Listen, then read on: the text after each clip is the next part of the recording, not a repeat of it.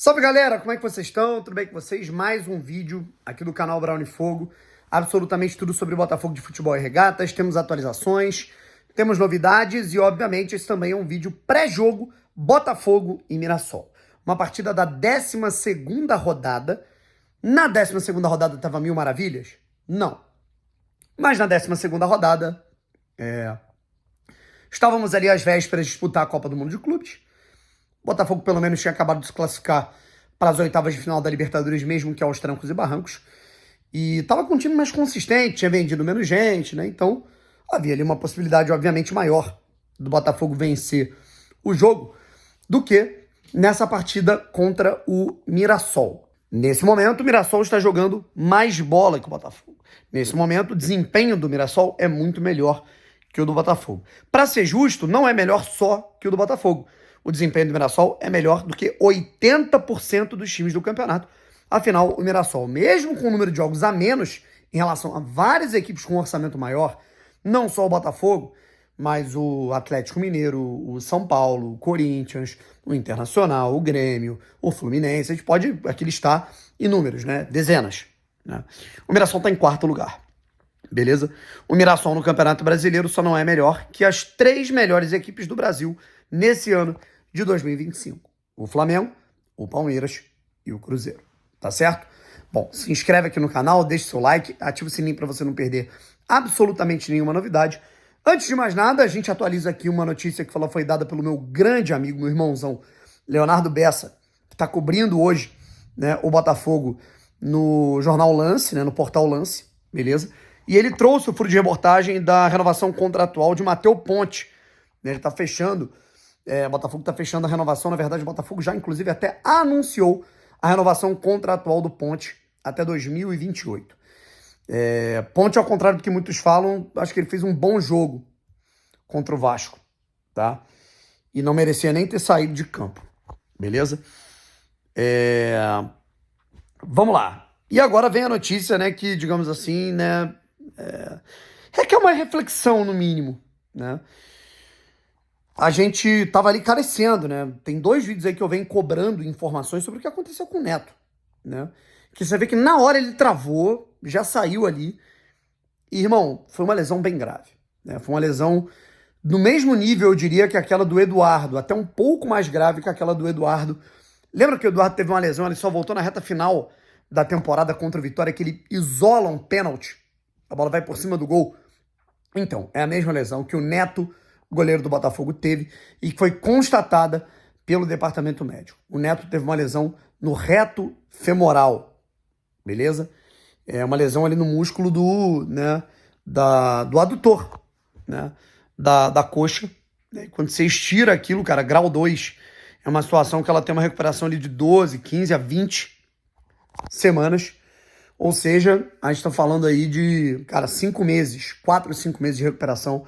Neto possivelmente só volta no decorrer do Campeonato Carioca do ano que vem, tá? Então, assim, é uma situação muito ruim, porque o John foi embora. Repito, né? Vou repetir, vou ser chato aqui. Houve quem comemorasse a saída do John, né? Ah, não, o John não é nada demais, vai embora, é ingrato, caralho é 4. Bom, tá aí. E é, assim, curioso, né, irmão? Que, assim, sabe, dos males o menor, dos males o pior em relação ao Neto, cara. Neto, ele fez 4 partidas com a camisa do Botafogo. Ele falha em 3 jogos. E para completar, né, ele se machuca. Então, assim, contra o Juventude, que é a estreia dele, apesar dele fazer uma defesa bem importante no fim do jogo, vamos ser justos, o Neto, ele falha no primeiro gol. Mas aí você, beleza, você dá um desconto, é um cara que tá jogando há pouco tempo, há muito tempo sem jogar, na verdade, né, voltou, enfim, beleza, estreia. Neto falha feio contra o Vasco da Gama, é uma falha, assim, que é grotesca para um goleiro. Quando você vê a carreira do Neto, cara, o Neto é um goleiro que agarrou no Barcelona, Neto é um goleiro que agarrou na Roma, é um goleiro que agarrou no Bournemouth, é um goleiro que agarrou em equipes grandes e médias do futebol europeu, beleza? E, cara, quando você... Eu comentei isso com um amigo na hora que a gente estava vendo ali o lance, né? É uma falha de um goleiro que ele tá mal fisicamente. Não é uma falha de um goleiro ruim, né? Não entrando no mérito dele ser ruim ou não. Mas é uma falha de um goleiro que ele fisicamente ele não tá, ele não podia estar ali, sabe? E quem identifica isso não tem que ser eu, não tem que ser você, torcedor. Tem que ser a comissão técnica, né? Fisicamente, o Neto não estava pronto para jogar. Quem que é o preparador de goleiro do Botafogo, né? O que que a comissão técnica do David, né? David esse que um jogador vomita, ele não entra em campo. Um jogador pega uma gripe, ele não entra em campo. Sentiu, putz, o jogador bateu o mindinho na cadeira do CT na hora de almoçar. Putz, você não vai entrar em campo. Tá nesse nível. Aí um goleiro que nitidamente ele tá chegando atrasado, ele tá sem explosão, ele tá desgastado. É nítido que a questão é física. Você coloca ele pra jogar e dane-se, né? Se a questão é meritocracia, é mais tempo de casa, mais tempo até de treino em alto nível, por que o Léo Link não agarrou os jogos?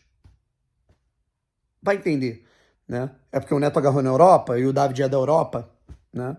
Eu vejo, assim, um eurocentrismo muito claro, assim, mas, sabe, né? Não só nesse caso, acho que em todos os casos, sabe? A maneira de ver futebol, né?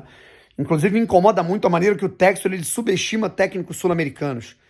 Como se um argentino, por exemplo, o Crespo, fosse um subdesenvolvido, né, um Neandertal, perto de um técnico europeu, um técnico português. O que o Crespo, por exemplo, deve ao Renato Paiva? Nada, né? Enfim. E agora a gente teve a falha do Neto também, que na minha opinião é muito, assim, um goleiro comum encaixava aquela bola, que foi o lance do São Paulo 1, Botafogo 0, tá? Agora vai o Léo Link, e é rezar pro Léo Link também não se machucar até o final da temporada, porque se não for o Léo Link, né, o João foi embora, Neto tá machucado, tem o Léo Link, tem o Raul, e um goleiro do Sub-20, certo? Enfim. E agora a gente fala de Botafogo e Mirassol, rapaziada. Né, vamos contextualizar aqui um time do Botafogo que ele... Eu não faço a menor ideia de quem pode vir a campo. Acho que a gente pode projetar com o Léo Link no gol.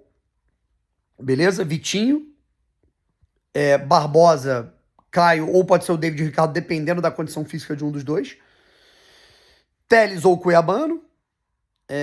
Meio campo também incógnita, né? O Danilo, que não tinha a menor condição de jogo contra o Vasco, jogou pra caralho titular, né? Jogou uma quantidade exorbitante de tempo contra o São Paulo, vai entender, né?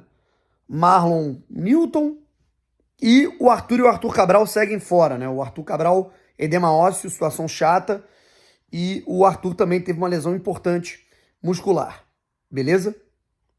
Teremos de um lado o provavelmente Jefinho, Savarino, não sei se o Montoro joga, né? Santiago Rodrigues e o Cris Ramos mais à frente, beleza? Cris Ramos que acho que jogou até sozinho no ataque, coitado, no último jogo.